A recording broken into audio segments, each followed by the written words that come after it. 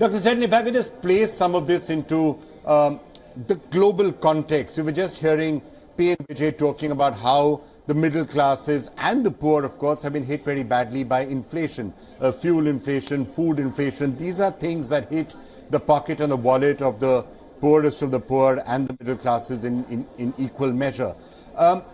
What do you think about the global setting? Is that something which you think the Indian Finance Minister is going to be keeping in mind? I mean, will inflation, for example, remain high all through the year? Are you going to continue to have some of the strains and stresses that we have seen on fuel prices, for example?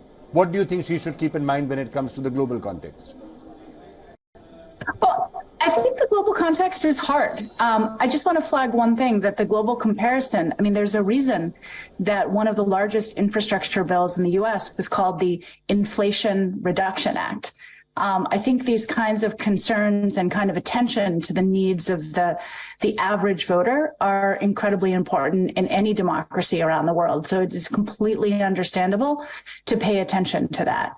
That said, I think one of the things that, from an external perspective, the eyes are on India is how it uses the relative high growth position. I mean, the economic survey numbers, some of the global predictions, India is doing relatively well. How to use that momentum and to continue that momentum by laying the foundation for productive jobs, for improvements in infrastructure, for building resilience, for attention to seizing some of the opportunities in the low carbon environment, some of the opportunities to innovate in battery technology, in cleaner energy production, in green hydrogen.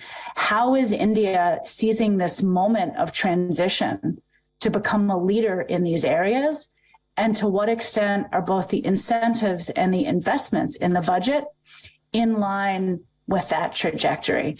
And I think that's a very important aspect of the budget, that from an external perspective, this balance between the immediate understandable political needs and the longer run strategic vision, that balance is something that's very important to keep an eye on. All right.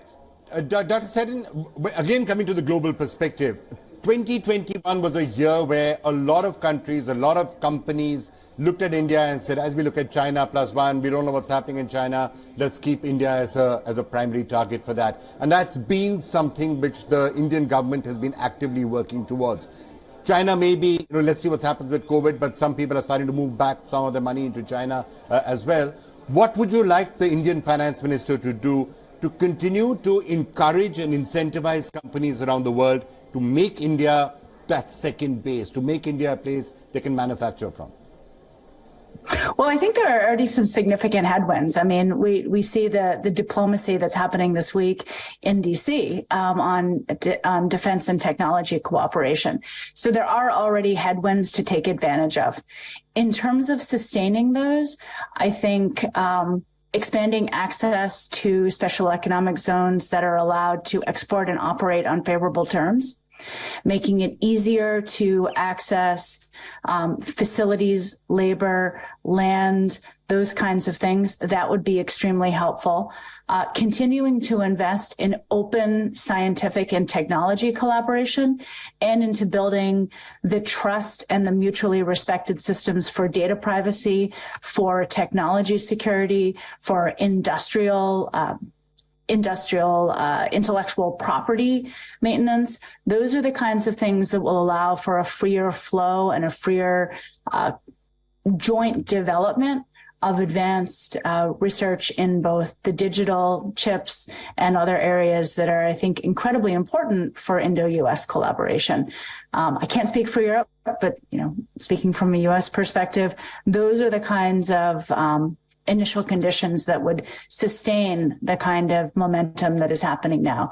I do think there's a pretty major opportunity geopolitically right now for India to be a base for the reallocation of highly strategic aspects of supply chains. And it is India's moment to seize that opportunity in the global setup. All right. Thank you so much for joining us with that perspective, Dr. Seddon. It was great to have you with us.